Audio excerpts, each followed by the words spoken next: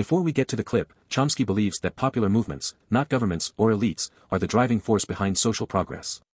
He credits them with securing many freedoms we enjoy today, like workers' rights, civil liberties, and the abolition of slavery. A core aspect of popular movements, according to Chomsky, is their ability to challenge existing power structures. He highlights movements that fight for workers' rights against corporate interests or advocate for human rights against authoritarian regimes. Now off to this wonderful clip of Chomsky and following it some examples and his critical view of power.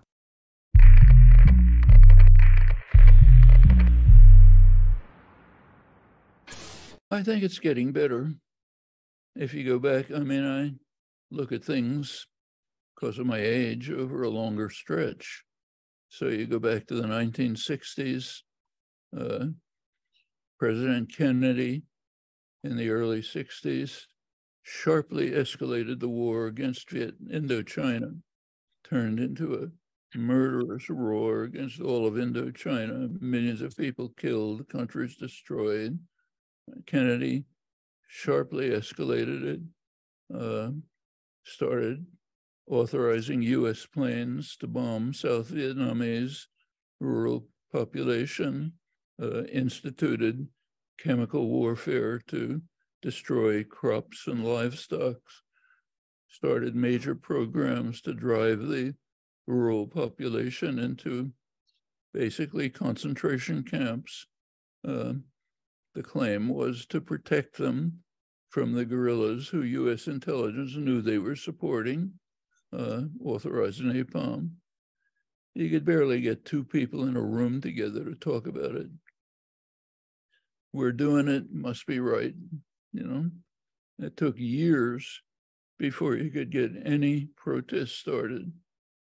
Couldn't have public, I was in Boston, probably the most liberal city in the country. We couldn't have public demonstrations because they'd be broken up by violence, by students often. Had a meeting in a church would get attacked.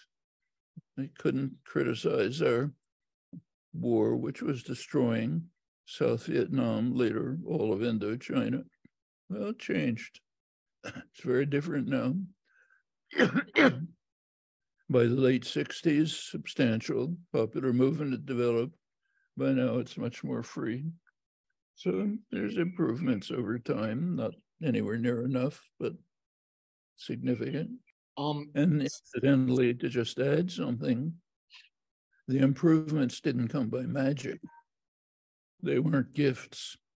They were the result of mostly young people roughly your age, who took very courageous and difficult stands and suffered for it. Many of them ended up in prison, but they did manage to bring about a substantial change in many topics, not just opposition to the war.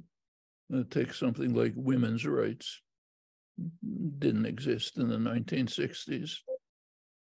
Became a major issue, not enough, but significant, through the activities of mostly young people, firstly young women and others who joined them, made a big difference. It's happened in a lot of areas.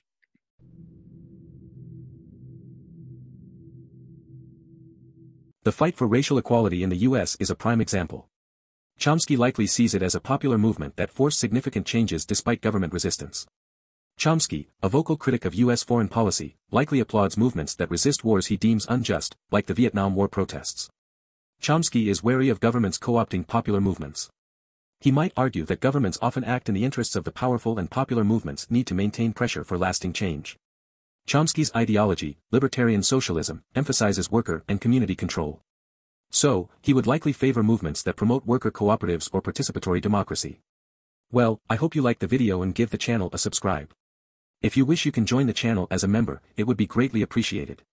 Now, take care and bye-bye.